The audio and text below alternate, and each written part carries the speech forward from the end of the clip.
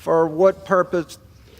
The Honorable, the Speaker, House of Representatives, sir, pursuant to the permission granted in Clause 2H of Rule 2 of the Rules of the U.S. House of Representatives, the clerk received the following message from the Secretary of the Senate on February 12, 2025 at 11:14 a.m. Appointments: Commission on Security and Cooperation in Europe, Finance Committee as Congressional Advisors on Trade Policy and Negotiations to international conferences, meetings, and negotiations sessions relating to trade agreements, Joint Committee on Taxation, and Washington's Fair Kevin F. McCumber. For what purpose does the gentleman from Arizona, Mr. Biggs, seek recognition? Mr. Speaker, pursuant to House Resolution 122, I call up the bill H.R. 77 and ask for its immediate consideration in the House. The clerk will report the title of the bill. H.R. 77, a bill to amend Chapter 8 of Title 5 United States Code to provide for en bloc consideration and resolutions of disapproval for midnight rules and for other purposes. Pursuant to House Rule 122, the bill is considered read. The bill shall be debated for 1 hour, equally divided and controlled by the chair and ranking minority member of the Committee on the Judiciary or their respective designees. The gentleman from Arizona, Mr. Biggs, and the gentleman from Maryland, Mr. Raskin, will each control 30 minutes. The chair recognizes the gentleman from Arizona, Mr. Biggs. Mr. Speaker, I ask unanimous consent that all members may have 5 legislative days in which to revise and extend their remarks and to insert extraneous material on H.R. 77. Without objection. I yield myself such time as I may consume. The gentleman is recognized. Thank you, Mr. Speaker. I rise in support of H.R. 77, the Midnight Rules Relief Act. This piece of legislation will allow Congress to efficiently oversee federal agency rulemaking. Under the Congressional Review Act, known as the CRA, executive agencies must report all promulgated rules to both chambers of Congress. The CRA gives Congress, then, the authority to pass joint resolutions to prevent agency rules from taking effect. The CRA's disapproval mechanism gives Congress a check on federal administrative overreach. Currently, the CRA forces Congress to introduce a separate joint resolution for each agency rule it seeks to review. This limit slows Congress's oversight of agency rulemaking. Its inefficiency is most clear during the midnight rulemaking period of the last year of a president's term, when executive agencies historically issue substantially more regulations than at any other time in a president's term. The 119th Congress can examine Biden administration rules that fall within the CRA look-back window.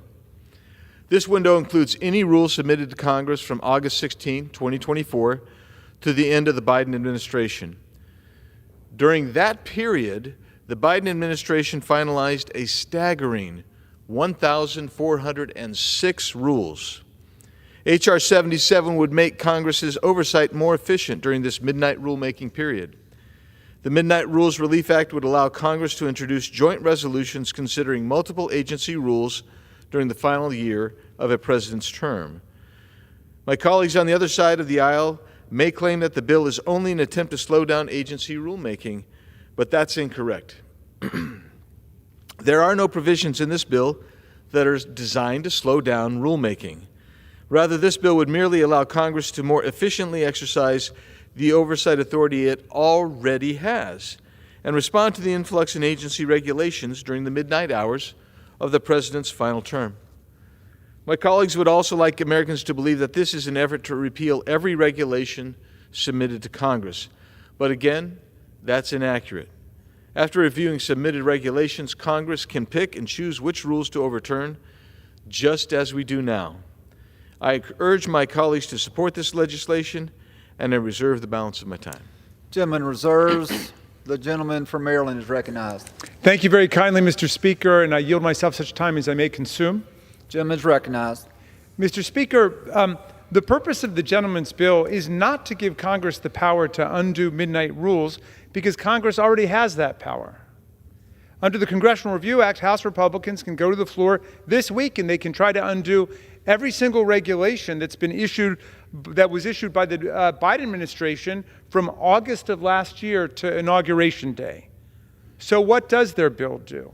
Well, it would allow the majority to roll up lots of midnight regulations and lots of others too including what you might call twilight, midday, and early morning regulations. Indeed, all of the regulations adopted in the final 365 days of the prior administration, an entire year that takes place at midnight. All the regulations adopted in the last year could be tied together into a bundle, wrapped up together in a giant bunch, and then voted down as a single jumbo resolution.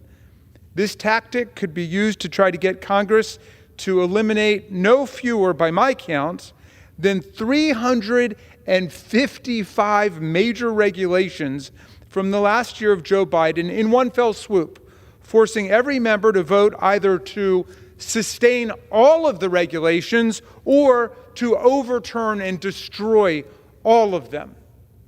And by destroying them, that means the agencies could not try to promulgate similar regulations in the future without an act of Congress. This would allow Trump's enablers and the sheep-like new Elon Muskovites in Congress to obliterate hundreds of completely diverse and unrelated regulations in one fell swoop.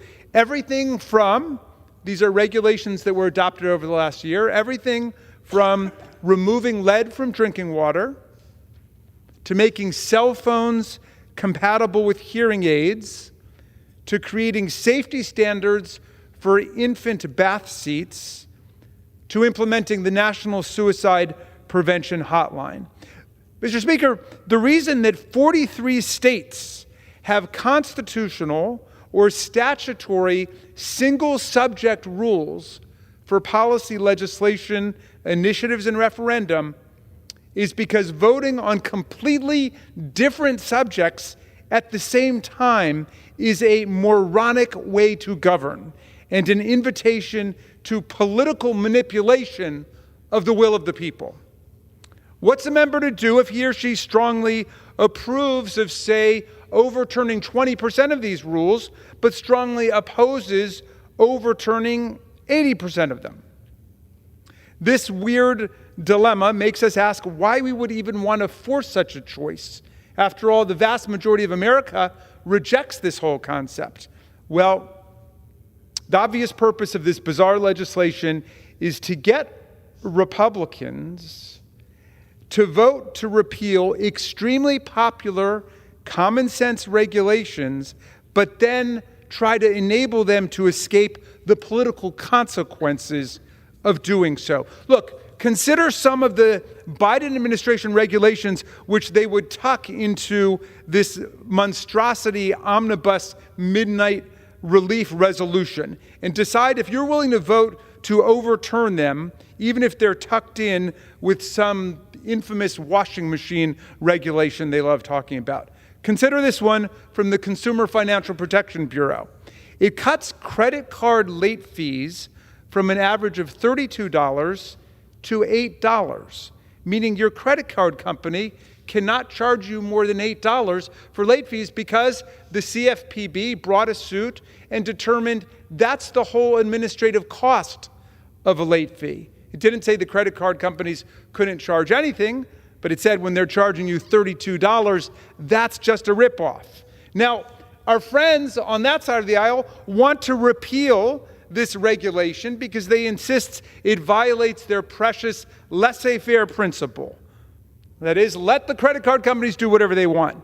But when it comes to leaving middle class and working class consumers to the mercy of gigantic credit card companies, my friends, laissez isn't fair. At least that's what the Democrats think, and we will stand up for this regulation. But if you think the credit card companies should be restored their power to charge whatever they want for late fees, way beyond their actual administrative expenses, then by all means support the Republicans' bill.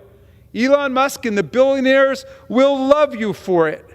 Musk did, after all, just sign an agreement with Visa for his X wallet. Another rule Republicans could add to their giant bundle is from the Department of Transportation, which requires airlines to provide automatic refunds when your flight is canceled. and to disclose upfront baggage and flight change fees. It used to be they could cancel your flight and just say, well, we'll give you another flight in the future at some point. The Department of Transportation determined that's not fair.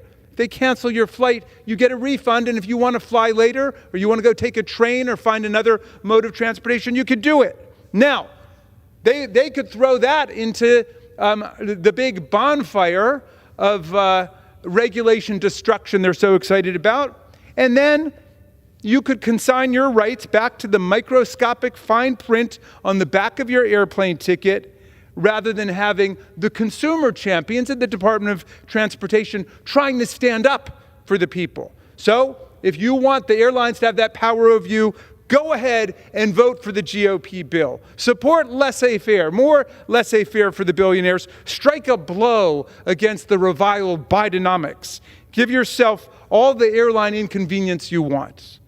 Another rule that they would throw in is the FTC's wildly popular click-to-cancel rule, mandating that it should be just as easy to cancel a service advertised online as it is to sign up for it.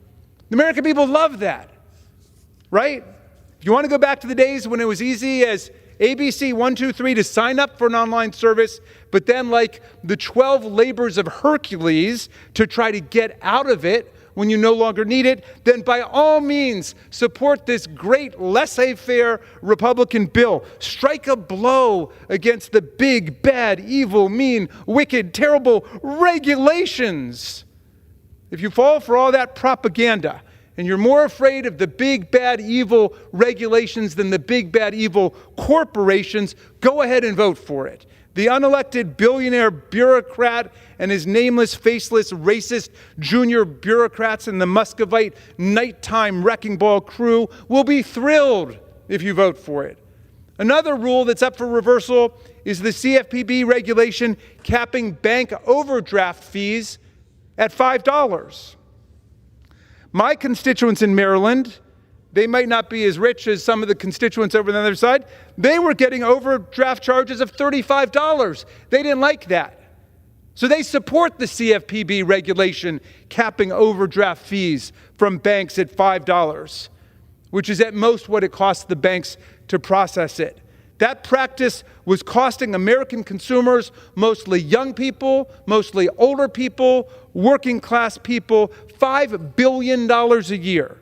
So Biden's new $5 rule, that's the max for overdraft fees.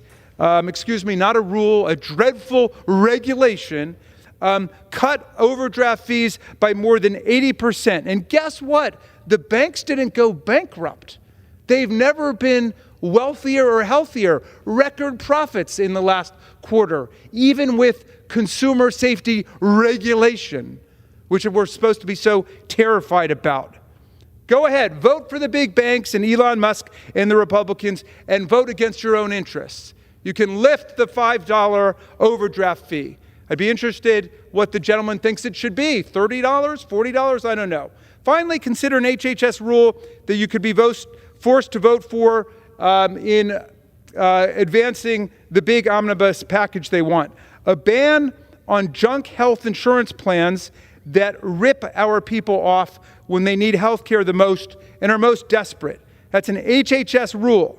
And the Republicans say that that rule should be repealed because, well, I guess the low-quality health insurance companies don't want to rip you off, right? Well, if you believe that, then by all means vote for the bill.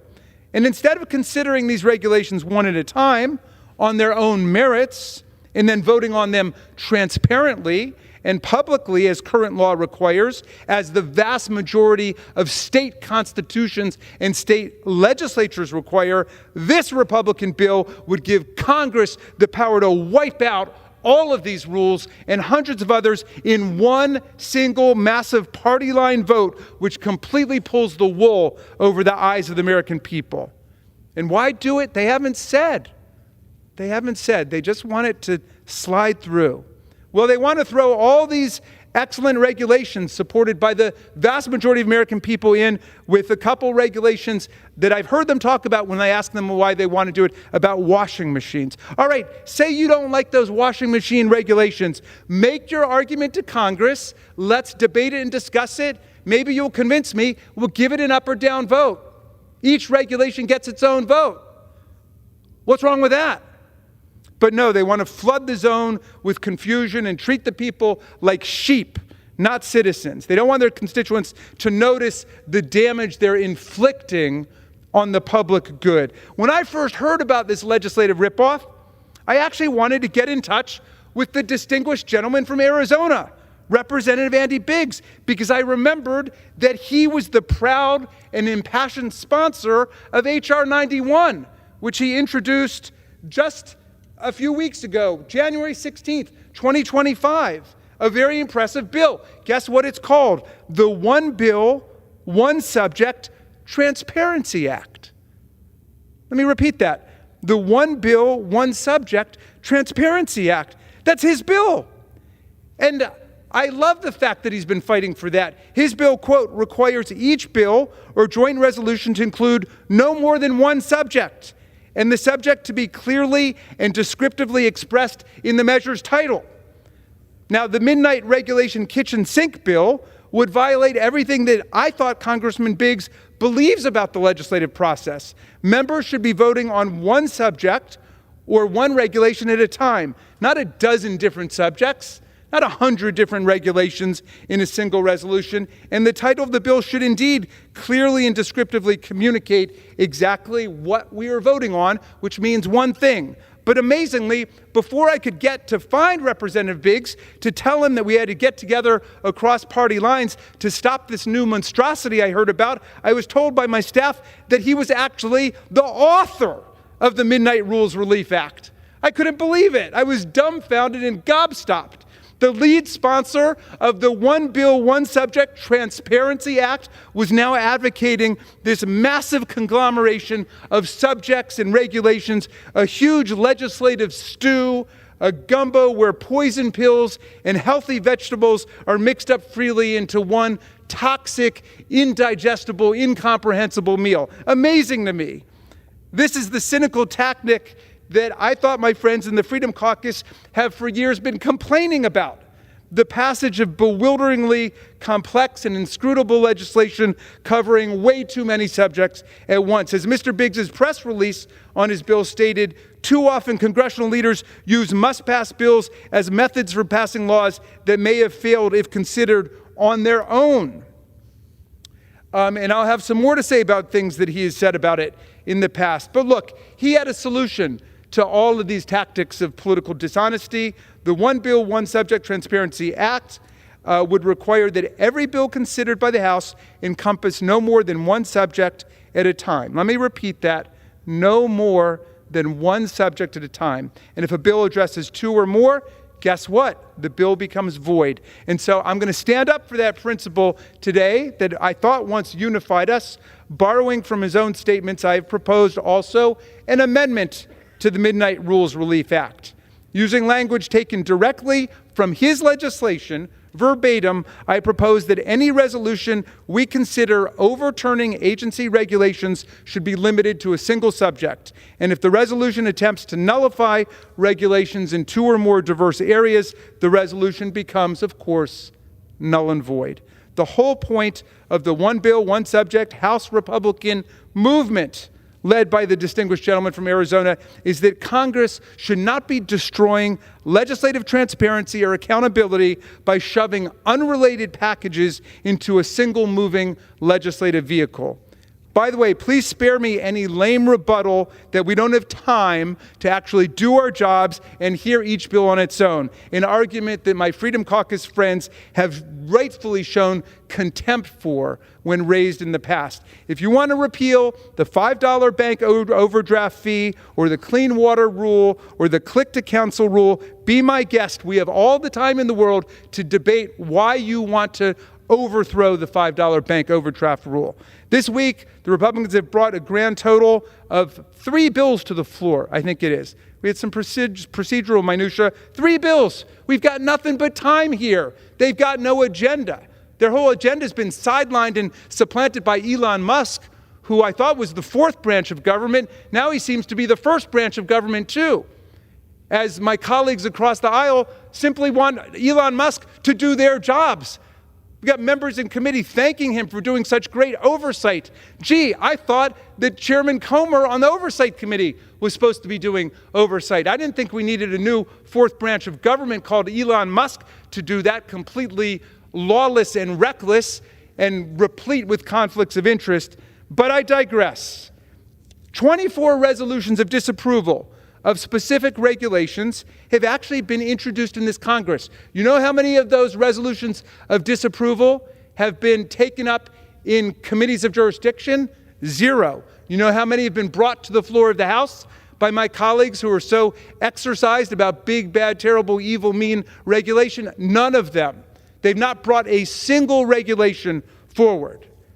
They've done nothing on regulations with all the time in the world. Now they want to destroy every principle they claim to adhere to in terms of legislation on the floor of the House of Representatives. The truth is that these Republican politicians are terrified to overturn these regulations in broad daylight. They know America supports them, so they should show some courage. Stand up for your anti-working class, anti-middle class, plutocratic principles. Go ahead and vote to destroy the $5 bank overdraft rule, but do it openly, do it clearly, do it one by one.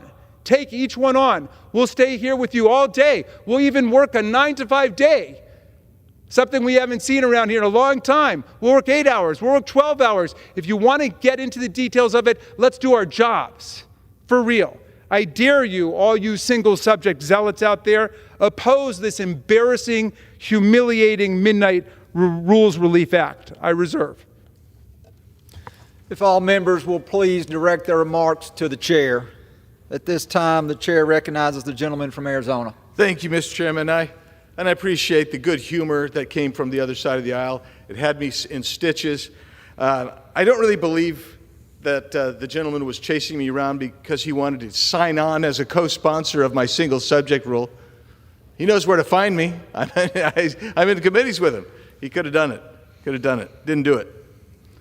But what I do find is this was a problem for me because I had the Democratic debate bingo card going, and I was doing pretty good because he did mention Elon Musk 5 times.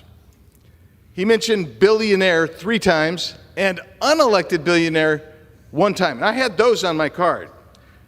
Words I didn't have were Muscovite, and I should have had that because he used that in judiciary earlier today, Muscovite.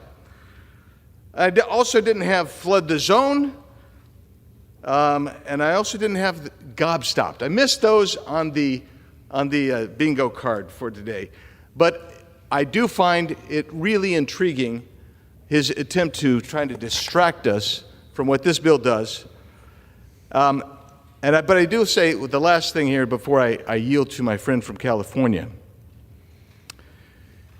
He mentioned omnibus bills, these omnibus bills that have everything in them.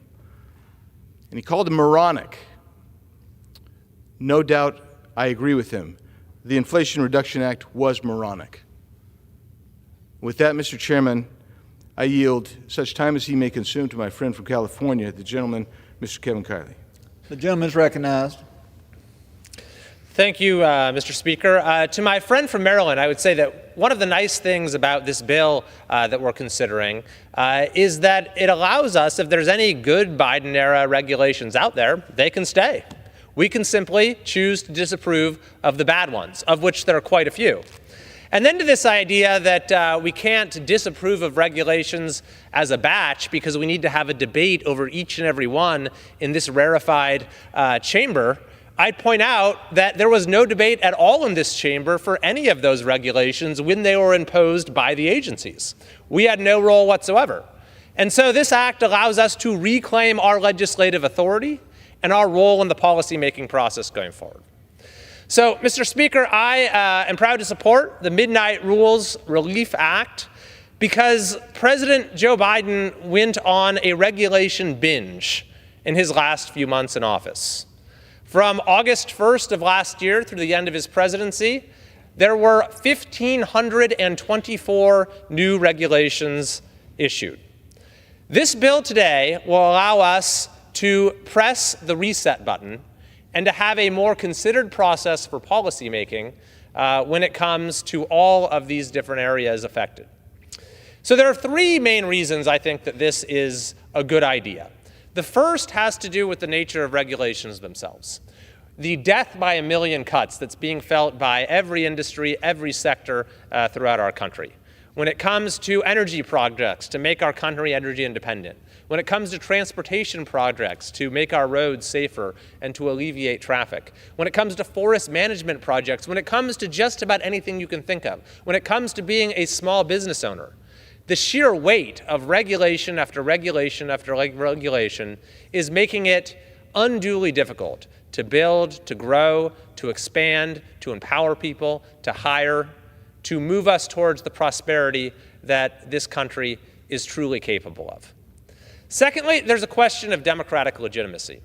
When you have a president who has just been rejected by voters, or in this case at least he chose not to run again, and his vice president did not succeed in getting elected, to then issue over 1,500 regulations is a way of trying to lock in unpopular policies. And so what this bill does is, again, it only affects new regulations in the last year of one's presidency. It prevents this sort of undemocratic hangover effect where new regulations are hastily thrown together in order to block the change that people have voted for. And finally, I'd point out that there is a question here, there's an opportunity for Congress to reclaim its legislative authority. We have seen the administrative state, the bureaucracies that issue the sort of regulations we're talking about, that has continued to grow and grow and grow and affect American life in new ways and more intrusive ways every single year. And we've had a few changes that have allowed us to reverse this decades-long trajectory. Of course, there's the election of President Trump and his commitment to rolling back regulations. There's also the decision from the Supreme Court revisiting the Chevron doctrine. And so this legislation adds to that mix. It gives us the ability to say we're not going to continue to outsource all our lawmaking authority to administrative agencies, but rather, when it comes to the core policy of making policy that will affect the lives of Americans, we ought to be very mindful of giving that away and allowing bureaucrats to do the job that the American people have entrusted us to. When we do that, we can reclaim the idea of self-government, that policy is made by those who truly represent the people. So I want to thank my colleague from Arizona for proposing this legislation. I look forward to seeing it passed, and I look forward from there on out to the new role of to the newly empowered Congress being able to consider the merits of those regulations and decide on much better policies moving forward. I yield back. Gentleman reserves. The gentleman from Maryland is recognized. I yield 3 minutes to the gentleman from New York, Mr. Knapler. Gentleman yields. The gentleman is recognized. I thank the gentleman. Mr. Speaker, I rise in strong opposition to H.R. 77, the so-called Midnight Rules Relief Act. Despite the bill's title, this legislation is not really intended to address midnight rules at all. Instead, it is nothing more than an effort by the Republican majority to advance their anti-government deregulatory agenda under cover of darkness. Republicans know that taking a series of votes making it easier for corporations to undermine our health, safety, and economic well-being would be deeply unpopular. They don't want the public to know that they care more about corporations than consumers. So they want to package as many rules as possible into a single resolution that would eliminate these rules all at once, reducing transparency and obscuring the consequences. This legislation would allow the majority to put dozens of critical regulations issued by the Biden administration on the chopping block. They will tell you all about the cost of these regulations, but they will never tell you about the benefits, like heavier children, safer drinking water, and stronger consumer protections. If my Republican colleagues really want to roll back regulations that ensure the safety of bath seats for infants or create dust lead and lead pipe safety standards, or update certain emergency braking standards, fine. Let's have that debate out in the open. We can let our constituents judge whether we took the right vote. But don't hide behind a giant omnibus bill that obscures the consequences of your actions. If we are truly concerned about so-called midnight rules, we have other options to check them. For example, at the end of President George W. Bush's administration, I authored a bill that would delay implementation of rules issued near the end of a president's term, giving his or her successor the chance to review such rules and to determine if they should go forward. I believe there are ways we could work together in a bipartisan manner to address this issue. But where past efforts tried using a scalpel to address the problems associated with midnight rulemaking, today's Republicans would instead use a machete, hacking away at the Biden administration's regulatory agenda, putting all the rules together in one vote, and furthering their ideological goal of radically transforming our government. I urge members to oppose this legislation, and I yield back. We reserve. Gentleman reserves. The gentleman from Arizona is recognized. Thank you, Mr. Chairman. Now, my colleagues across the aisle have mentioned several rules that they particularly favor. Bank fee legislation, maybe something about lead pipe legislation and drinking water regulation. These aren't legislation, these are regulations. And they say, well, if you're afraid to vote on them, you're going to stick them in this midnight rules reversion. But this is what I would submit to you. When you delegate all legislative authority to the bureaucratic agencies, and you've created Elon Musk isn't the fourth branch of government. He's not. Scholars have said and written for 30 years about the administrative state effectively being the fourth branch of government. So when you look at what scholars have said about that, and you are delegating that, why don't you just fess up and say, we're afraid to put the CFPB bill on the floor that would reduce the fees. We're afraid of doing that because we might be held responsible by our constituents. That's what they're claiming we want, but in reality, they would rather have nameless, faceless, unelected bureaucrats govern this country. That's what they want.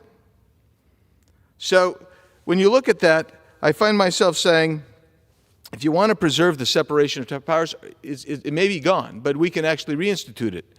It's not three co-equal branches of government. That's not what the founders intended. They're very clear in the Constitutional Convention that Article 1, that branch, which happens to be this branch, was meant to be the most powerful. And why? Because it was closest to the people. And why was that important? Because they wanted this group of people to be actually bound to the people, be closest to the people.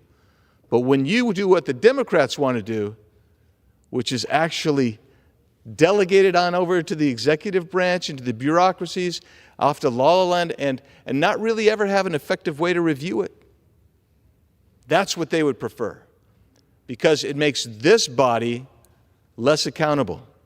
And heaven knows they don't want to necessarily be accountable. So, the midnight rules relief, they argue, does not allow for sufficient debate. That's one of the things we've heard here. But the purpose of the Midnight Rules Relief Act is to increase Congress's opportunity to consider and debate rules.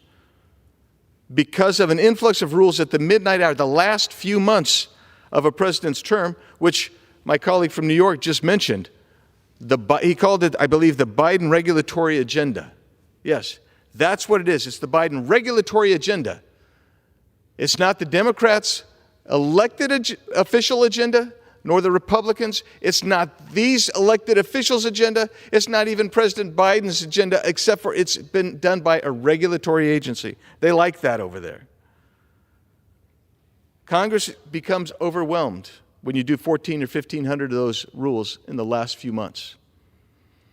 When you're overwhelmed like that, it means that many agency rules are left unreviewed altogether by Congress. Not just some, but most, the vast majority, without a single second, not an iota of debate by the elected officials. You are being governed, America, by unelected bureaucrats. That's who's governing you. The Midnight Rules Act increases the opportunity for Congress to debate agency rules by allowing Congress to consider more than one rule at a time. This allows agency rules that would not otherwise receive any debate to be debated in Congress. You take back the unelected bureaucrats' authority and you put it in the hands of the people that have been elected. And why is that important?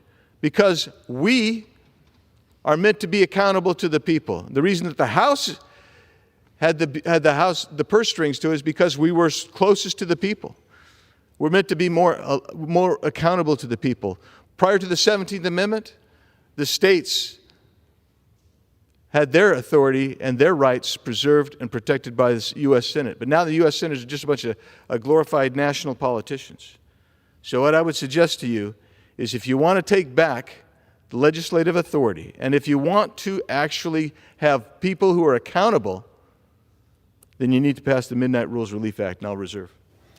Gentleman from Arizona reserves. The gentleman from Maryland is recognized. Thank you, Mr. Speaker. Well, there's a lot of what the gentleman from Arizona just said, which I agree with, because he wasn't talking all about his bill. But let's start with what I really agree with him about. Article 1 makes Congress the preeminent and predominant branch of government. As Madison said in the Federalist Papers, we are the predominant branch. Don't accept anything from anybody on either side of the aisle if they get up and talk about how we're three co-equal branches, which is what they teach people in 5th grade. First of all, co-equal is not even a word, okay? That's like very unique or something like that. They're saying we're three equal branches. I think not, because the preamble of the Constitution leads right into Article 1. All of the legislative power is vested in us, and it's laid out in Article 1, Section 8, 18 different powers to regulate commerce domestically, internationally, the budget, taxes, you name it. And then in Article 1, Section 8, Clause 18, and all other powers necessary and proper to the execution of the foregoing powers. Then you get to Article 2, 4 short sections about the president. There wasn't even a president included in the Articles of Confederation. They decided to add it. Why? What's the core job of the president? To take care that the laws are faithfully executed. Not distorted, not mangled, not overturned, not defeated, not thwarted. President doesn't have the power to impound money that's been appropriated by Congress. An Appropriations Act is just another law, like the law you can't assault federal officers. The Appropriations Act is just like that. So Congress is indeed preeminent and predominant. But I'm afraid at that point, my agreement falls off with the gentleman, because he says, and actually let me start by addressing the comments of the distinguished gentleman from California. I don't know if he's there. He was my student, actually, at Yale Law School, Mr. Kiley, and he was an A student all the way. But he just gave us, I would say, a B- argument, because he at least addressed the idea of Congress reviewing regulations. And he said he thought that was important for legislative power. We've got that power. He didn't address what this bill is about, which is bundling together a whole bunch of dissimilar and unrelated regulations and voting on them at once. He never talked about that. The distinguished gentleman, Mr. Kiley. I hope he comes back to the floor. Now, the gentleman from Arizona says that that the Democrats are giving away legislative authority to the administrative agencies. Not at all. No, on the contrary. We think the administrative agencies must faithfully execute the laws that we, Congress, have passed. They're the ones this month who've completely abdicated their legislative power. They're allowing Elon Musk, God knows what role he's playing. He's a special government employee who hasn't turned in any conflict of interest forms, at least that I've seen. I don't even know who he thinks he's representing or advocating other than his own business interests, and he hasn't shown us as a conflict of interest waiver for the billions of dollars of taxpayer money he gets from government contracts. But they're perfectly happy to sit on their hands for several weeks and not do anything to get in the way. Some of them shamefully have even gotten up and thanked Elon Musk for the great job of oversight he's doing, when we've got an oversight committee that the Republicans chair and the Judiciary Committee could be looking at. And instead, they're applauding a guy and his nighttime crew of a bunch of junior Muscovites who are hacking into computers and taking over the private data of millions of Americans in blatant violation of the Privacy Act and the Computer Fraud and Abuse Act of 1986, which was pushed by Ronald Reagan, who would be turning over to learn what has become of his party. So, why do they want to be able to bundle all these bills? They haven't said. Why don't they tell us which bills they want to bundle together? The gentleman from California said, well, we're not going to put all those popular ones that I just talked about from the CFPB and the Department of Treasury and Department of Education. We're not going to put all those in it, just the unpopular ones. Well, tell us which are the unpopular ones you're going to bundle together as you barrel this through. And the distinguished gentleman hasn't explained why he thinks this is befitting the legislative branch of government, which he rightfully commends as the preeminent branch of government. I thought you were opposed to multiple subject rules. I thought that the gentleman was advocating for single subject. This is the exact opposite of that when you throw everything into one big gumbo. We reserve. Reserved. Gentleman from Arizona is recognized. Thank you, Mr. Chairman. I did not have junior Muscovite on the bingo card. And I do find it interesting that the gentleman would be commenting on Ronald Reagan's current condition in his state of repose, because I think he probably doesn't understand Ronald Reagan's philosophy at all. So let's talk about what might be good if you bundle together. Let's just consider a couple of things. The need for the Midnight Rules Relief Act is most clearly seen in the wave of regulations issued by the prior administration in the last 11th hour of their administration. In the last few months, the Biden administration issued a staggering total of more than 1,400 final rules. Now, here's two that might be single subject. I mean, let's think about it. Would you be okay with if you included the new Biden energy final rule issued in December 2024 that effectively banned gas-powered water heaters in homes, which will increase their price by hundreds of dollars? I wonder if they would be comfortable with sticking that with another Biden energy regulation issued in the same month, December of 2024, after he'd already lost the election, that forces appliance manufacturers to comply with onerous rules that slow down the washing time for dishwashers from an hour or less to more than 2 hours. One wonders, those sound like they might be single subject, but moreover, we have the same, there's nothing in here that mandates that you bind everything together. That's what they say, they know this doesn't require that you stick everything together. They know that you can analyze it, bind them together as you do currently, except for you can't do it currently, can you? Because those two rules, for instance, I just picked two out of the air. Those two rules right there would require two separate bills. They would require two separate bills. They don't want that. Last October, the Environmental Protection Agency issued a final rule that dramatically raised the cost of repairing commercial and residential air conditioning units. Maybe all three of those could go together in the same bill. But you know what? Under the current rule, they couldn't do it. Under the current law, you can't do that. We couldn't do it. So you'd be stuck, and you're going through the process, and I realize, believe me, I feel like we're going slow as molasses here. My leadership would tell you that I complain about it all the time. We're taking next week off. Maybe you'd be comfortable if we were in working next week and we were going to go through maybe 150 of these rules. Maybe that would make you happy. But what I will tell you is the Midnight Rules Relief Act would allow Congress to consider and disapprove or accept all three of these burdensome regulations at one time. And that makes us more responsive, and it makes us more able to process and oversee these regulators, these bureaucrats. Because I find it intriguing, because Elon Musk got mentioned again. He's replaced Trump. There's no longer TDS. Now it's Elon Musk derangement syndrome, because you got to mention that on everything. And here's the way it works. They want to say, wait a second, you can't, Elon Musk is looking at regulations and stuff like that, but we have an oversight committee. We do. We have an oversight committee. And we are busy conducting oversight. And it would sure be nice if the oversight committee could put some of these bills together as we consider these rules. But when you have 1,400 rules, it doesn't matter how many oversight committees you have, you're going to have a tough time getting them done in a 2-year period. That's just the way it is. With that, I'll reserve. Gentleman reserves. Gentleman from Maryland is recognized. Thank you, Mr. Speaker. I know they talk about the deranged Trump syndrome. Now they're talking about the deranged Musk syndrome.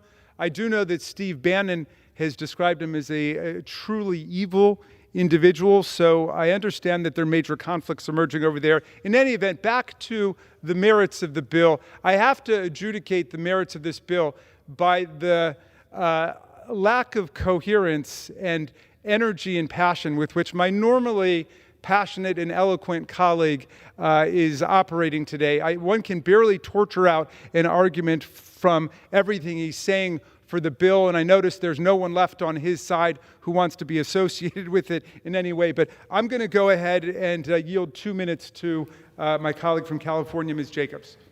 Gentlelady is recognized. Thank you, Mr. Ranking Member, Mr. Speaker. I rise in opposition to the Midnight Rules Relief Act, which would strip away the robust debate, careful deliberation, and transparency our democracy requires when considering the repeal of long-established federal rules. And I got to be honest with you, it is so funny to me that I've just heard my colleagues on the other side of the aisle spend 30 minutes talking about the preeminence of Congress, about how we don't want unelected bureaucrats making these rules, when they are literally allowing an unelected Elon Musk to run roughshod over Congress's power of the purse and to literally break laws that Congress has passed and mandated. So let's talk about what the Midnight Rules Relief Act actually means in practice. It means that Republicans would dismantle important protections in areas like public safety, consumer rights, environmental conservation, data privacy, and so much more, all in one fell swoop, sometimes dozens, hundreds, or even thousands of rules that took years to develop, all just smushed together.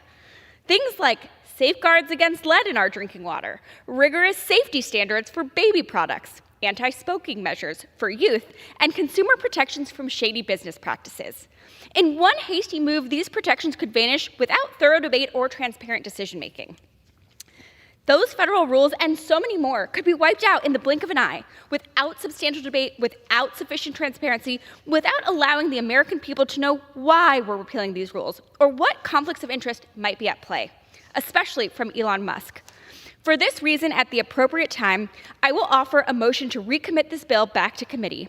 If the House rules permitted, I would have offered the motion with an important amendment to this bill. My amendment would prohibit the bundling of rules related to issue areas where Elon Musk has a clear conflict of interest. With a net worth of around $400 billion, Elon Musk has many conflicts of interest. That's why he should be bound by the same disclosure requirements and ethic guidelines as all other civil servants and elected officials. But in the meantime, my amendment would force us to consider individually any regulation that may be a conflict of interest to Elon Musk. Lady's time has expired. Can I have 30 more seconds? I will yield the lady 30 seconds more. Thank you. So get ready for this list of conflicts of interest. It's long. Anything related to national security, the aerospace industry, transportation and highway safety, biomedical technology, artificial intelligence, peer-to-peer payment systems, workplace safety and workers' rights, and data privacy. It's a long list, and it's why we should keep Elon Musk far away from our government. I ask unanimous consent to insert into the record the text of this amendment.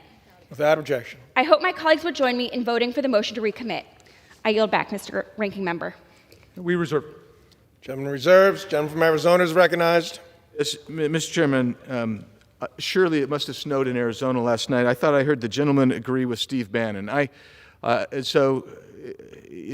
must have frozen over. That's all I can say. Now, here's the deal. We just heard the gentlelady talk about how this bill will strip away robust debate. No, it won't. It won't do that. You can debate these regulations under this provision. There will be debate. The same rules remain in place. But what she actually aggrandized, and what the gentleman has been aggrandizing all day, is bureaucratic control of regulatory schemes. That's what they're promoting. They want the bureaucrats to control, with us not having adequate opportunity to review those. And so when you have an administration like the Biden administration that went out, and by the way, Biden administration is not the only one. The Clinton, Obama, and the Bush administrations all increased in their last 6 months by 2.5 times the number of regulations that they issued.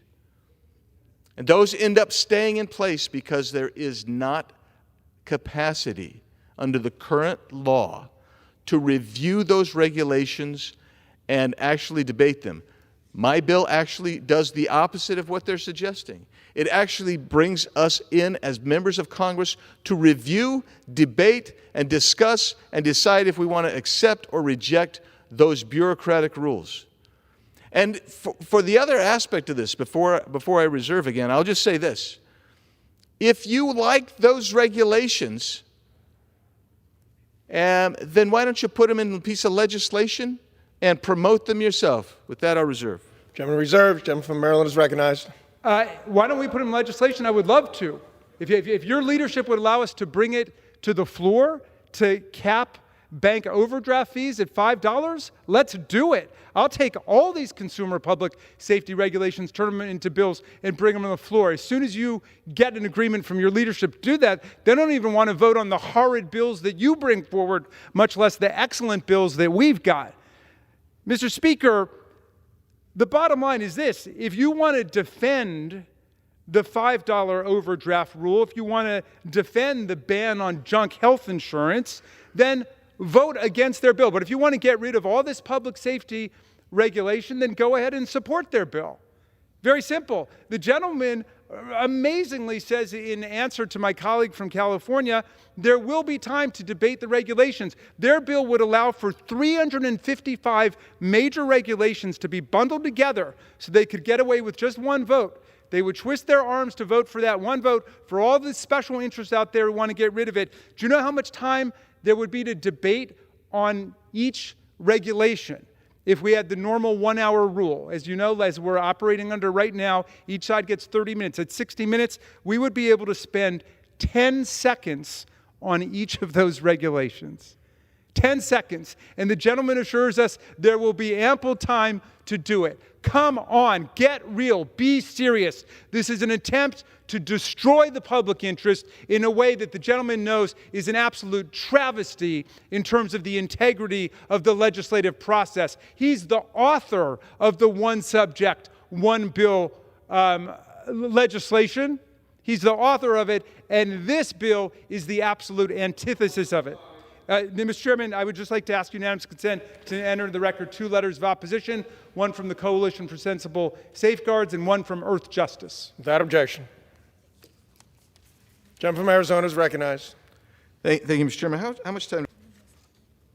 Gentleman has 10.5 minutes remaining. Oh, thank you so much.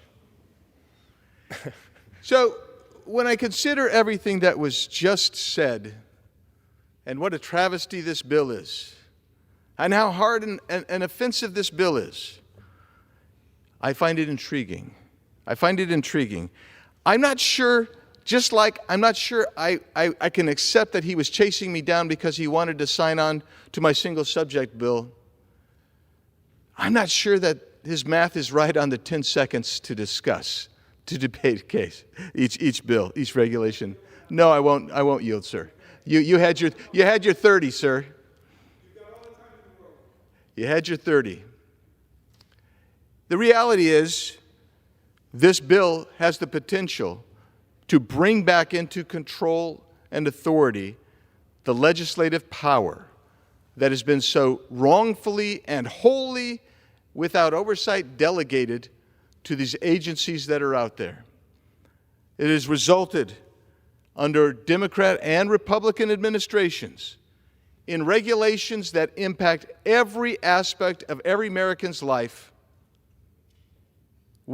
and they've been put together by unelected bureaucrats. There's a reason that people said, we've had enough of it. That's one of the things that President Trump campaigned on. My colleagues across the aisle, they don't want to accept that.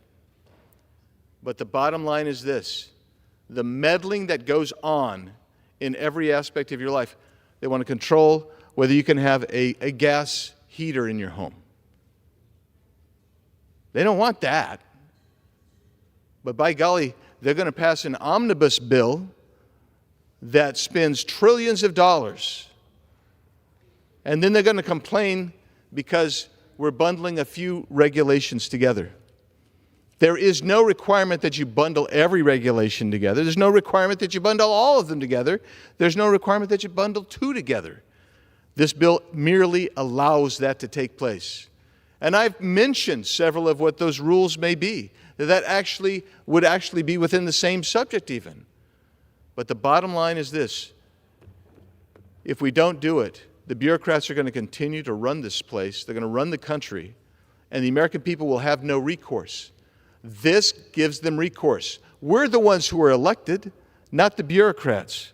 And if you want the $5 CBP rule or CFPB rule, then go ahead and introduce it. And don't complain to me that, oh gosh, your speaker won't let it in. Yeah, I know how that goes. I've been here when there's been a Democrat speaker. But you know what? Pendulums swing back and forth. But what shouldn't swing back and forth is legislative authority.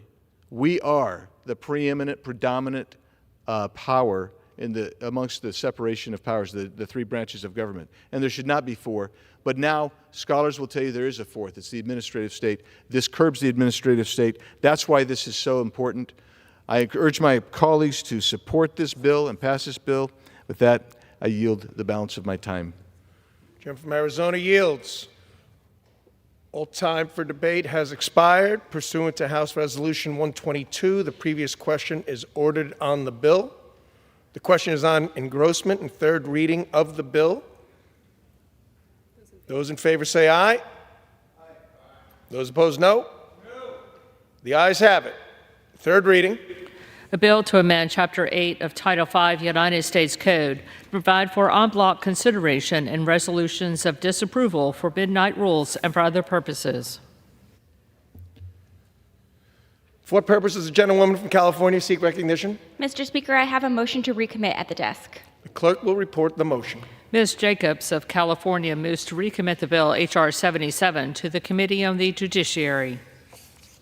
Pursuant to Clause 2B of Rule 19, the previous question is ordered on the motion to recommit. The question is on the motion. All those in favor say aye. Those opposed, no. The noes have it. The motion is not agreed to. Mr. Speaker, I ask for the yeas and nays. Gentlewoman asks for the yeas and nays. As requested, those favoring a vote by the yeas and nays will rise. A sufficient number having risen, the yeas and nays are ordered. Members will record their votes by electronic device. Pursuant to Clause 9 of Rule 20, the chair will reduce to 5 minutes the minimum time for any electronic vote on the question of passage. This is a 5-minute vote. Everybody has to hurry up.